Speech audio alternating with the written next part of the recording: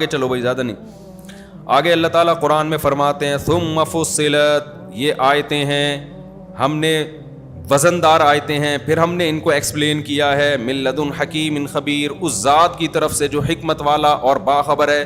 اللہ تعبدوا الا اللہ، یہ بہت مزیدار آیت ہے. ہر جگہ قرآن میں یہی ہے، ہر پیغمبر کی دعوت یہی ہے کہ عبادت کس کی ہوگی؟ صرف اللہ. عبادت کا مطلب کیا ہے؟ خوب سمجھ لو. عبادت میں نماز روزہ بھی داخل ہے، لیکن عبادت اصل میں کہتے ہیں غلامی کو. دنیا میں جو مذہب مخالف لوگ ہیں وہ اللہ کی غلامی پسند نہیں کرتے، جبکہ اللہ کہتا ہے میں نے کائنات کو بنایا، اس قرآن کو نازل کیا تمہیں یہ سمجھانے کے لیے کہ غلامی کس کی ہوگی؟ اللہ کی ہوگی. حلال حرام کس سے پوچھا جائے گا؟ لیگل اللیگل کس سے پوچھا جائے گا؟ اللہ سے. تو آپ جو ہے نا اپنے آپ کو اگر اس مذہب کے خول سے نکال لیا، آج دنیا میں ایک نعرہ لگایا جاتا ہے سب سے پہلے انسانیت کا رشتہ ہے، مذہب تو بعد میں ہے. اس کا مطلب اللہ کو آپ نے کیا کر دیا؟ اللہ کو سائڈ پہ لگا دیا. حقیقت یہ ہے کہ سب سے پہلے خالق اور مخلوق کا رشتہ ہے، مخلوق کا آپس میں کیا ہے؟ بعد میں. کچھ گھر میں بچے رہتے ہوں، آپس میں ایک دوسرے کے حقوق کی بات کر رہے ہوں، خیال کر رہے ہوں. ایک نے کہا یار کبھی ابا کو بھی جا کے پوچھ لو، تو وہ کہیں یار سب سے پہلے ہم ہیں. یہ ظلم ہوگا ابا پہ کہ نہیں ہوگا؟ بھائی سب سے پہلے کون ہے؟ ابا ہیں. تو انسان آپس میں ایک دوسرے کے حقوق متعین کر رہا ہے، ایک دوسرے کا خیال کرو. کسی نے کہا بھائی اللہ کی بھی عبادت ہے، مذہب بھی ہے. انہوں نے کہا انسانیت کیا ہے؟ پہلے ہے. یہ جملہ دیکھنے میں بہت اچھا ہے، لیکن اصل میں آپ اس سوسائٹی کو گاڈ لیس بنا رہے ہیں. آپ اللہ کو کیا کر رہے ہیں؟ پرے کر رہے ہیں. جس نے بنایا، جو آسمان سے بارشیں برساتا ہے، جو کھلاتا پلاتا ہے، کیا کیا کمالات ہیں اس کے. وَإِن تَعُدُّوا نِعْمَتَ اللَّهِ لَا تُحْصُوهَا، اللہ کہہ رہے ہیں اس کی نعمتیں گننے بیٹھو شمار نہیں کر سکتے. اس کو کیا کر دیا؟ سائڈ پہ کر دیا. اللہ بھی نہیں چھوڑے گا. آگے پوری یہ جو سورہ ہود میں واقعات ہیں نا وہ یہی ہیں کہ مجھے سائڈ پہ لگایا نا میں نہیں چھوڑوں گا. تمہاری تمام تر سائنسی ترقیوں کے باوجود تمہیں تباہ و برباد کر کے چھوڑوں گا میں، کیونکہ مجھے بھول گئے ہو تم. تو اللہ کو سب سے زیادہ غرض اس بات سے ہے کہ اس اللہ کو کون یاد رکھتا ہے. آگے اللہ تعالیٰ فرماتے ہیں کہ اللہ تعبدوا الا اللہ. اس سورت کا مضمون یہ ہے، اللہ نے نا سورت کا خلاصہ شروع میں بیان کر دیا.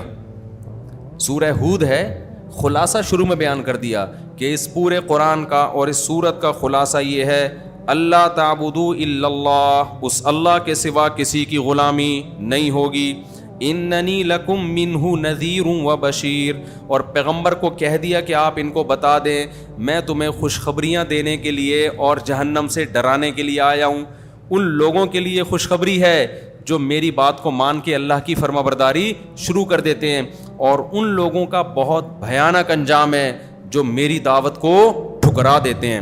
آگے اللہ نے فرمایا وَأَنِ اسْتَغْفِرُوا رَبَّكُمْ، اور اس قرآن کا خلاصہ یہ بھی ہے کہ تم سے جو گناہ ہو چکے ہیں ان پہ اپنے پروردگار سے استغفار کرو، معافی مانگو جو ہو چکا تم سے. بتاؤ یہ فزکس میں آپ کو یہ باتیں ملیں گی؟ یہ میتھ کی کتابوں میں یہ باتیں ملیں گی آپ کو؟